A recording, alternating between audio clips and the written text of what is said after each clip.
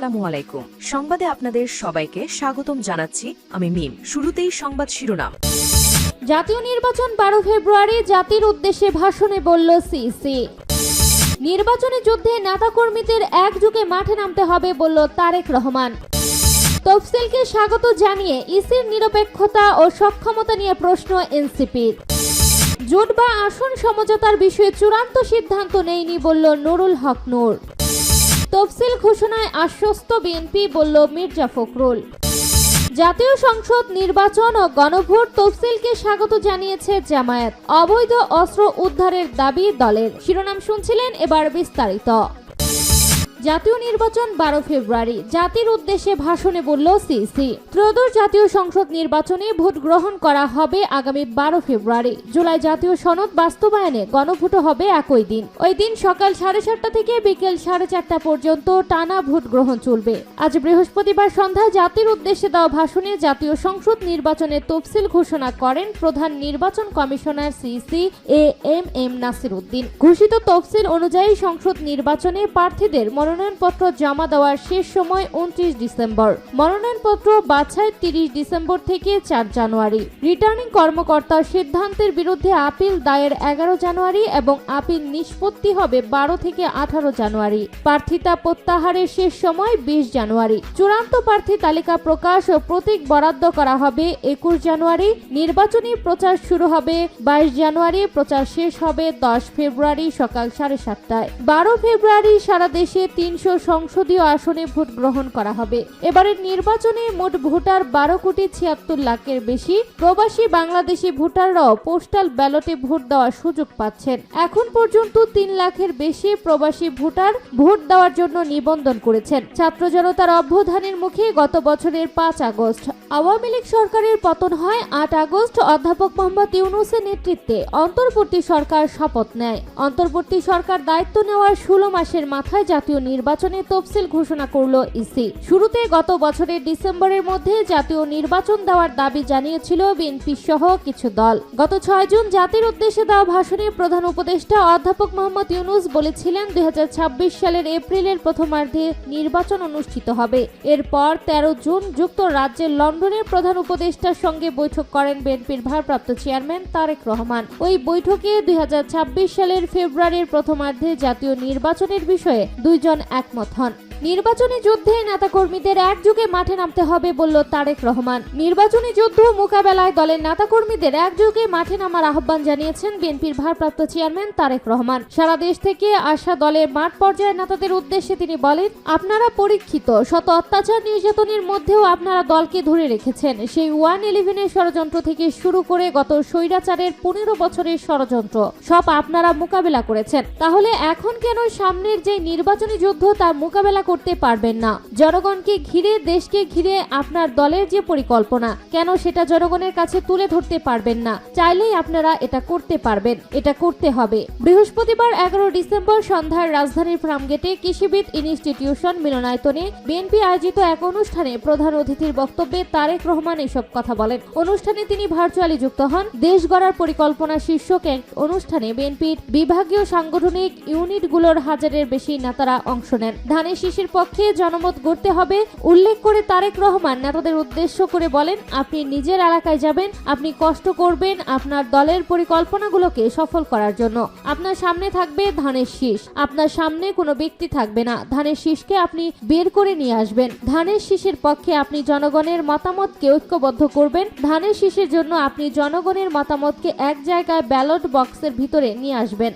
তফসিলকে স্বাগত জানিয়ে ইসির নিরপেক্ষতা ও সক্ষমতা নিয়ে প্রশ্ন এনসিপির। ত্রয়োদশ জাতীয় সংসদ নির্বাচন ও গণভোটের তফসিলকে স্বাগত জানিয়েছে জাতীয় নাগরিক পার্টি এনসিপি। বৃহস্পতিবার 11 ডিসেম্বর রাতে এনসিপির কার্যালয়ে দলের মুখ্য সমন্বয়ক নাসির উদ্দিন পাটোয়ারি তাৎক্ষণিক প্রতিক্রিয়ায় তফসিল ঘোষণাকে স্বাগত জানান। এ সময় নির্বাচন কমিশনকে ধন্যবাদ জানান তিনি। তবে সুষ্ঠু নির্বাচন আয়োজনে সরকার এবং নির্বাচন কমিশনের নিরপেক্ষতা ও সক্ষমতা নিয়ে প্রশ্ন তুলেন তিনি। এনসিপির মুখ্য সমন্বয়ক নাসিরউদ্দিন পাটোয়ারি বলেন, আজকে সরকার এবং নির্বাচন কমিশনকে ধন্যবাদ এবং স্বাগত জানাচ্ছি। তারা ইলেকশনের তফসিল ঘোষণা করেছে। আগামী 12 ফেব্রুয়ারিতে বাংলাদেশ একটি সুন্দর নির্বাচন দেখতে যাচ্ছে।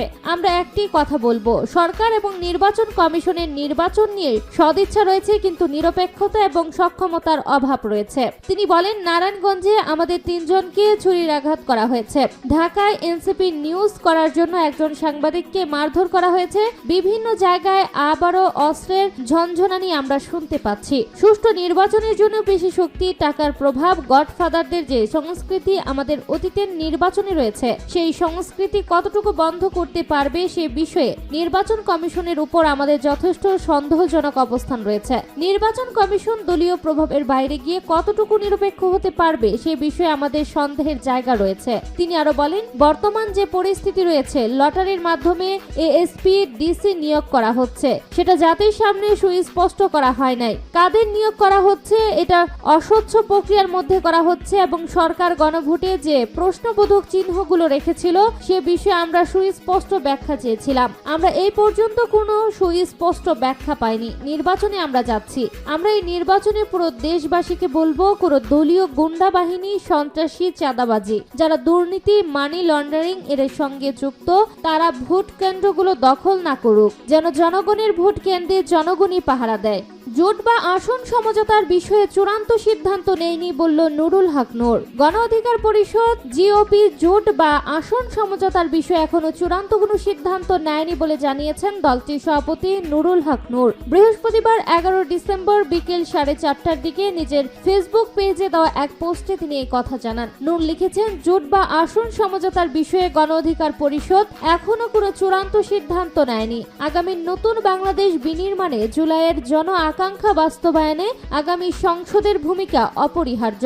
তাই আগামীর ঐতিহাসিক সংসদে যেন জুলাই গণ অভ্যুত্থানের সব অংশীজন থাকতে পারে, আমরা সেরকম একটি সমন্বয়ের মাধ্যমে নির্বাচনী জোট বা আসন সমঝোতার বিষয়ে বিভিন্ন পক্ষের সঙ্গে আলাপ আলোচনা চালাচ্ছি। তবে সবকিছুর উপর গণ অধিকার পরিষদের আসন সমঝোতা বা জোটের বিষয়ে সিদ্ধান্ত হবে দলের নির্বাহী পরিষদ ও উচ্চতর পরিষদের আগামী শনিবারের 13 ডিসেম্বরের সভায় যোগ করেন তিনি। তফসিল ঘোষণায় আশ্বস্ত বিএনপি, বলল মির্জা ফখরুল। ত্রয়োদশ জাতীয় সংসদ নির্বাচন এবং জুলাই জাতীয় সনদ 2025 বাস্তবায়ন আদেশের উপর গণভোটের তফসিল ঘোষণাকে আশ্বস্ত হওয়ার মতো ঘটনা বলে মন্তব্য করেছেন বিএনপির মহাসচিব মির্জা ফখরুল ইসলাম আলমগীর। তিনি বলেন, এই নির্বাচনকে সুষ্ঠুভাবে সম্পূর্ণ করা নির্বাচন কমিশনের দায়িত্ব। মির্জা ফখরুল বলেন, আজকে এই ঘোষণার মধ্য দিয়ে প্রমাণিত হয়েছে যে নির্বাচন কমিশন, সরকার এবং রাজনৈতিক দলগুলো এই নির্বাচন অনুষ্ঠান করতে চায় এবং জনগণের যে ভোটের অধিকার সেটাকে বাস্তবায়ন করতে চায় এবং সেটাকে নিশ্চিত করতে চায়। মির্জা ফখরুল বলেন, নির্বাচনের যে তফসিল ঘোষণা হয়েছে তাতে আমরা মোটামুটি ভাবে সন্তুষ্ট। শব্দের একটা এদিক ওদিক থাকতে পারে, সে বিষয়গুলো আমি খুব বেশি বড় করে দেখছি না। মূল বিষয় হচ্ছে যে আজকে 2026 সালের ফেব্রুয়ারির 12 তারিখে নির্বাচনের ঘোষণা হয়েছে। একই দিনে জাতীয় সংসদ নির্বাচন এবং জুলাই জাতীয় সনদ 2025 বাস্তবায়ন আদেশের উপর গণভোট প্রসঙ্গে মির্জা ফখরুল বলেন, আমি মনে করি এটি বাংলাদেশের রাজনৈতিক ইতিহাসে নিঃসন্দেহে একটি অত্যন্ত বড় উল্লেখযোগ্য ঘটনা। এটাকে সুষ্ঠুভাবে পালন করা ও অনুষ্ঠান করা নির্বাচন কমিশনের দায়িত্ব। বিএনপির মহাসচিব জানান, তাদের প্রত্যাশা নির্বাচন কমিশন নিরপেক্ষ, সুষ্ঠু ও অবাধ নির্বাচন আয়োজন করবে এবং সব রাজনৈতিক দল ও প্রার্থী সচেতনভাবে নির্বাচনে অংশ নেবেন। তিনি বলেন, বিগত 15 বছর এই দেশে নির্বাচনের নামে প্রহসন হয়েছে, গণতন্ত্রকে ধ্বংস করা হয়েছে। আজকে আবার একটা সুযোগ সৃষ্টি হয়েছে। জাতীয় সংসদ নির্বাচন ও গণভোট তফসিলকে স্বাগত জানিয়েছে জামায়াত। অবৈধ অস্ত্র উদ্ধারের দাবি। ত্রয়োদশ জাতীয় সংসদ নির্বাচনের তফসিল ঘোষণাকে স্বাগত জানিয়েছে বাংলাদেশ জামায়াতে ইসলামী। একই সঙ্গে সুষ্ঠু, শান্তিপূর্ণ ও অংশগ্রহণমূলক নির্বাচন নিশ্চিত করতে অবৈধ অস্ত্র উদ্ধার, সন্ত্রাসী গ্রেপ্তার সহ আইন শৃঙ্খলা রক্ষা সংক্রান্ত জরুরি পদক্ষেপ নেওয়ার দাবি জানিয়েছেন দলটি। আজ বৃহস্পতিবার সন্ধ্যায় রাজধানীর মগবাজারে দলটির কেন্দ্রীয় কার্যালয়ে আয়োজিত সংবাদ সম্মেলনে এসব দাবি জানান জামায়াতের কেন্দ্রীয় মিডিয়া ও প্রচার বিভাগের প্রধান এহসানুল মাহবুব জুবায়ের। এর আগে সন্ধ্যায় জাতির উদ্দেশ্যে দেওয়া ভাষণে জাতীয় সংসদ নির্বাচনের তফসিল ঘোষণা করেন প্রধান নির্বাচন কমিশনার CCAM নাসির উদ্দিন। তফসিলের মাধ্যমে নির্বাচনকে সুষ্ঠু ও গ্রহণযোগ্য করতে নির্বাচন কমিশনের উপর বড় দায়িত্ব বর্তেছে উল্লেখ করে জামায়াতের এই নেতা বলেন, সব দলের জন্য সমান সুযোগ নিশ্চিত, অবৈধ অস্ত্র উদ্ধার, সন্ত্রাসীদের গ্রেপ্তার এবং প্রশাসনের নিরপেক্ষতা নিশ্চিত করতে হবে। এহসানুল মাহবুব জুবায়ের বলেন, অতীতের 3টি নির্বাচন 2014, 2018, 2024 সালের নির্বাচন জাতির প্রত্যাশা পূরণ করতে পারেনি। এবার যেন সেই পুনরাবৃত্তি না ঘটে। একটি উৎসব মুখর পরিবেশে সুষ্ঠু নির্বাচন দেখতে চায় দেশবাসী। বর্তমান পরিস্থিতিতে আদৌ সুষ্ঠু নির্বাচনের পরিবেশ তৈরি হয়েছে কিনা এমন প্রশ্নের জবাবে জামায়াতের এই নেতা বলেন, আমরা কয়েকদিন আগে 6 সদস্যের প্রতিনিধি দল নিয়ে ইসির সঙ্গে বৈঠক করেছি। সেখানে লেভেল প্লেইং ফিল্ড, অবৈধ অস্ত্র উদ্ধার ও আইন শৃঙ্খলা পরিস্থিতি নিয়ে আমাদের উদ্বেগ জানিয়েছি।